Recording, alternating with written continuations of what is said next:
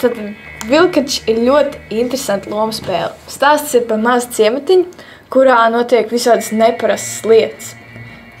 Pa dienu visi ir parasti zemnieki, bet naktī notiek pārvērtības. Daži pārvēršas par vilkačiem, un parastie zemnieki nevar viņus uzveikt. Tādēļ citiem zemniekiem uzrodas visādas īpašas spējas, lai uzveiktu vilkačus.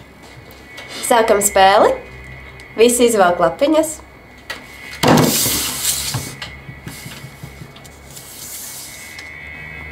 Pašā spēles sākumā uz īsu brīdi iesaistās Amors. Viņš izvēlās saldo pārīti, kas ir kopā uz visu spēles laiku. Pēc izvēles izdarīšanas viņš, tāpat kā vispārējie, kļūst par pašu zemnieku. Vienīgais tēls, kas savas spējas var izmantot pa dienu, ir mācītājs. Viņam ir svētais ūdens, ar kuru palīdzību viņš var atmaskot vilkačus. Un tā ir iestājusies nakts. Aizveram acis, atver acis vilkačs un izvēlas savu upuri. Kamēr vilkači ir atvēruši acis, Spiegs var snapeni viņus novērot, lai no rīta viņus atmaskot.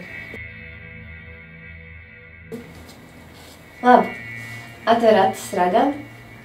Vai vēlēs apžēlot vilkaču upuri? Vēlēs kādu nogalināt? Skaidrs. Ragan aizver acis, atver acis pareizi. Viņš var ieskatīties savā kristāla lodā, lai uzzinātu, kādu spēlētāju slēpto personību.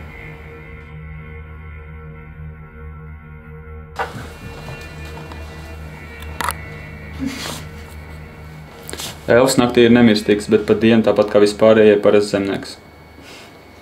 Šī spēle ir interesanta tādēļ, ka mēs viņu spēlējam tad, kad mūsu acis ir cieši aizvērtas šitā.